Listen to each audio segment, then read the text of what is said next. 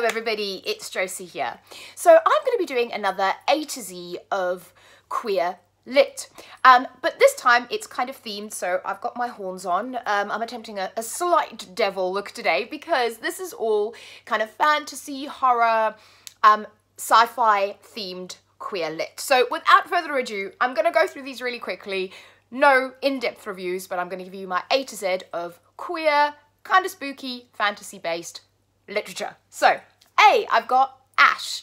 This is by Melinda Lowe. It is a retelling of the Cinderella story, and there is beautiful fairy tale elements in this and a female-female romance. B is for Bloody Rose. Bloody Rose is a fun romp of a fantasy killing kind of demons, and there's lots of action. There's a gorgeous female-female romance with a bone witch in this, and it's just a fun, rollicking, romping ride. C is for Cottonmouth Kisses by Clint Catalyst. There's a lot of C's there. So this is a series of short stories about kind of goths and sort of vampire-y, gothy kind of scene, and there's a lot of queer, gay goodness in this one. D is A Dream So Dark by L.L. McKinney. This is the second book. For the first one is A Blade So Black. This is a retelling of the Alice in Wonderland story where Alice is a demon-fighting kick-ass woman. There is also brewing in the first one and hopefully coming to realization in the second one, a female-female romance with two of the inhabitants of Wonderland. E is for The Afterword by E.K. Johnston. This another fantasy about a group of female fantasy fighters. What I love about this is it's incredibly feminist leaning.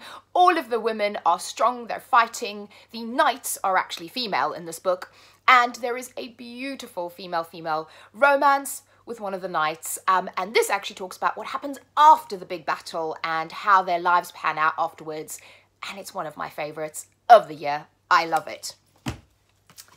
F is for All the Bad Apples by Moira Fowley Doyle. This is the perfect autumn Halloween read. It is heavy, it is dark, but it has this element of a family that is cursed and a girl who is trying to find out what it is that is happening to her family, and there's kind of this eerie, omniscient presence around her, and she finds out about her family history. There is also the protagonist. She is gay. She comes out in like the first few pages of the book, and there is a lovely romance that brews throughout it. G is for Gideon the Ninth. 5-star read for me. I have just read this. I love it. It is about necromancers who are going to a tournament that is actually kind of in space. Gideon the Ninth is the knave, or the sort of the knight for the necromancer. She is a lesbian. She likes the ladies, but this is more sort of action-packed, fun fighting, and again, loads of wonderful kick-ass women in this one. H is for another Melinda Lowe, and this time Huntress. This is essentially a prequel to Ash, but you can read them in either order. And this follows two girls that kind of go on a quest. One of them is the Huntress, and the other one is a mage. And again, a wonderful female-female romance develops between them. I is for another one of my favourite books, is Into the Drowning Deep by Mira Grant. This book is just perfect for Halloween, basically killer mermaids. It is about a group, sort of an explorer ship that went missing in the Mariana Trench. They were doing a mockumentary about mermaids. Turns out mermaids are real, and they're not like the Little Mermaid of the fantasies. Again, really strong female cast. You have really intelligent scientists in this, and a female-female romance with the lead protagonist. G is for the Gilda Stories, sorry, J. J is for the Gilda Stories by Joelle Gomez. I can't do my alphabet. This book is stunning. It is basically a female lesbian vampire story, and it follows Gilda, who is the protagonist of the story, through her life, right from the beginning of her birth, right through, I think, past 20, I think to 2020 or something along those lines. But it is fantastic. It's beautiful. It isn't gory, really. It's more kind of heartwarming. If vampires can be heartwarming, but it is kind of a vampire's life story. Then K is for Slayer by Kirsten White. This is a take on Buffy the Vampire Slayer. You have Watchers, you have demons, you have vampires, you have slayers. So all of that kind of Halloween-y goodness takes me right back to my childhood. Buffy's my favourite series of all time. And also the protagonists in this are twins. One is a Watcher, well, they're both Watchers in the beginning, and one then becomes a Slayer. But the Watcher twin has a lovely female-female romance in this as well, and I hope will be explored in the next book in this series. L is probably one of my favourite books of all time, and it is Lost Souls by Poppy Z. Brite. This is about vampires, about New Orleans, about a band called the Lost Souls, but also the vampires are very gay in this. So it was really my first experience of reading kind of gay characters in horror, really. And there are some real horror elements to this, but it is a stunning book, and I encourage everyone to read it. M is for Origins and Overtures by Mary Borsellino. Or Borsellino. Borsellino? Yeah, I'm saying that wrong clearly. So this is actually the first book in a series. There's a number of books in this particular series, and it is described as kind of punk, rock, 90s meets vampires. So this is a YA series. A lot of the vampires in this are gay, and so are some of the human characters. So it's a wonderfully queer, wonderfully punk rock, music and vampires. It's fantastic. N is for Girls of Paper and Fire by Natasha Nagan. This is a fantasy, so you have this demon king, and you have this fantasy universe where people, I guess, are kind of half demon, half person, and then you have those who are just people, and they're the paper cast. And this demon king has a group of girls that are essentially like his harem that he picks every year. One of the girls that's picked does not want to be picked as the king's consort, and she works to break free, and there's also a female-female romance with one of the other members of the king's kind of harem in this. This is beautiful. There's fighting, there's strong women, there's some really sad scenes in this, but I love it, and the follow-up's coming out soon, and I cannot wait. Then O is for Once and Future by Amy Rose Capetta. Easily my favourite author, one of my favourite authors. Amy Rose writes incredible queer and non-binary characters. This is full of them, and this is basically a retake on the King Arthur story set in space in the future. And it's as crazy as it sounds. King Arthur is also a girl. It's weird, it's wonderful. I loved it, and again, I cannot wait for the follow-up that's coming out soon. Then a P is for Wicked Like a Wildflower by Lana Popowich. There is also a follow-up called Fierce Like a Firestorm, which I have not yet read, but I will. And this is very reminiscent of Practical Magic. So you have two sisters who are told not to use their magical powers, and they come from a legacy in a family of witches, and their mother is killed, and they find out about their family and their legacy. It is dark in places, it is beautiful, it is gorgeously written, and one of the sisters is gay, is queer, and she has a lovely female-female relationship in this book, and hopefully in the follow-up. Then Q is for Exquisite Corpse, it's a stretch, by Poppy Z. Brite. Poppy Z. Brite, this book is set in New Orleans, and this one's not for the faint-hearted. So it basically deals with cannibalism. The main character lures boys or young men to his mansion in New Orleans and proceeds to kill them. This is very much an adult book. This is very much if you can handle that kind of horror, but if you can, it is very well written. It is very disturbing and unsettling, but if you can handle it, it's a great book. Then the next one is T, and this is for The Red Tree. I'm getting right up. The Red Tree by Caitlin Kiernan. Sorry, no, it's not. It's for Red, not the. What am I doing? Where am I? Who am I? It's for The Red Tree by Caitlin Kiernan. This is very much like a spooky horror thriller.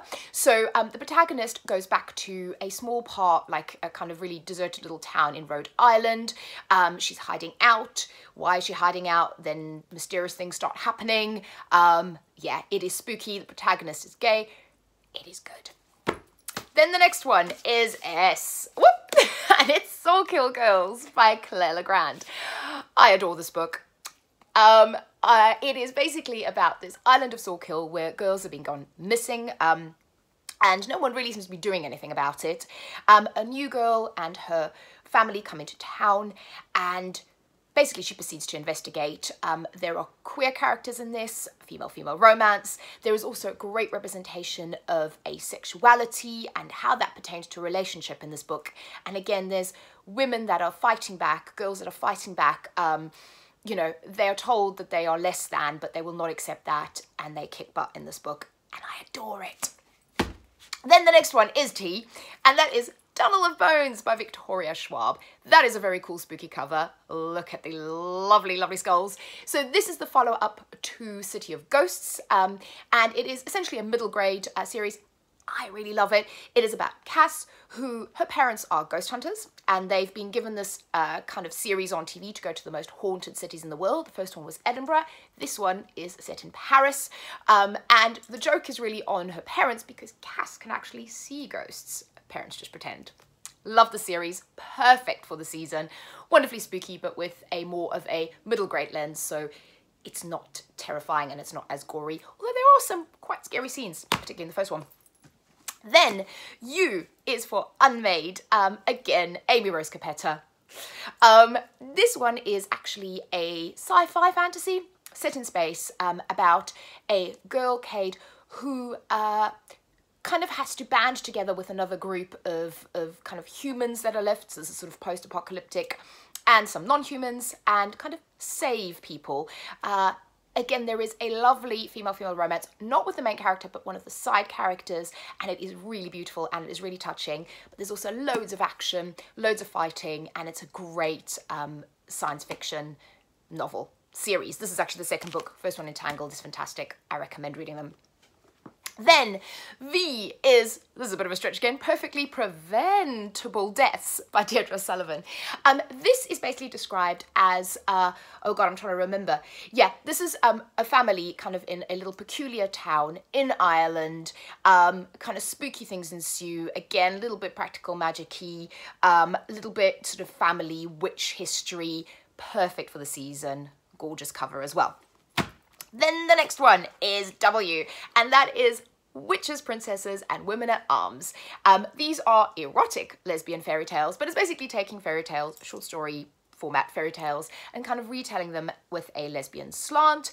Again, if you don't like your kind of horror gory or anything like that, this is more fantasy based, you know, princesses and witches, and it is gorgeous. I adore it. Definitely my favorite short story collection that I've read in a very long time. It is good. Then X is for The Devil's Mix Tape by Mary Brossolino. Now, this one is so hard to describe. Basically, you have various storylines going on in it. You have one storyline that's particularly disturbing is someone, a girl, she's in jail for killing, for a sort of mass shooting, and she's writing letters to her sister, sort of explaining herself, but also talking about other female characters, female killers throughout history, which is quite disturbing. Then you've got kind of sort of a demon storyline. There is female-female relationship in this. It's creepy, it's weird, it's good. I actually have to read it again just because it's one of those books that you have to read twice, in my opinion. Almost there, we're at Y, and this is for J. Kristoff's Nevernight series. This is the first book. I would say the whole series. The second book has more of a queer relationship in it. This one, I would say one of the characters comes across as bisexual. Also, Mia Colvert is essentially bisexual, so counts as queer. This is brilliant. I adore the series. It is so good. It is dark. There is fighting. There's shadow work and blood magic, and it is fantastic. Perfect Halloween read in the entire series. And finally, while my stack of books falls over, we have Z for Labyrinth Lost by Zoraida Cordova. This is beautiful. I have to admit, I haven't read the whole thing yet. I'm kind of 50 pages in and I love it already. It is about a clan of Bruja. They are witches, a witch clan in Brooklyn, so it's kind of modern day, and it's about these sisters discovering their powers and finding out their family legacy, and it is brilliant so far. So that's it! All of the books! I hope you enjoyed that. Let me know if you've read any of them, what you think of them, and let me know if you have any recommendations. And enjoy the spooky season. Bye!